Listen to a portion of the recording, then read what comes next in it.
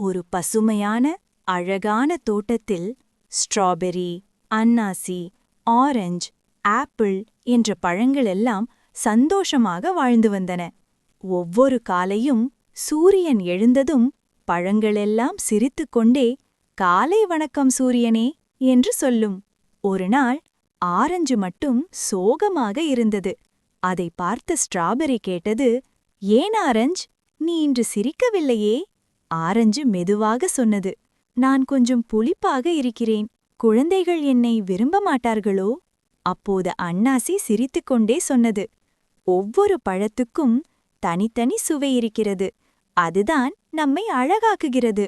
Apple அன்பாக சேர்த்தது, நாம் நம்மைப் போல இருந்தாலே குழந்தைகள் நம்மை ரொம்ப விரும்புவார்கள். அடுத்த நாள் குழந்தைகள் தோட்டத்திற்கு வந்தார்கள். அவர்கள் எல்லா பழங்களையும் சுவைத்து, வாவ், எல்லா பழங்களும் வேறுபட்ட சுவை, ஆனா எல்லாம் ரொம்ப ருசி என்று சந்தோஷமாக சொன்னார்கள். அதை கேட்டதும் ஆரஞ்சும் மகிழ்ச்சியுடன் சிரித்தது. அன்று முதல் அந்த தோட்டத்தில் உள்ள எல்லா பழங்களும் தங்கள் சுவையில் மகிழ்ச்சியாக நட்பு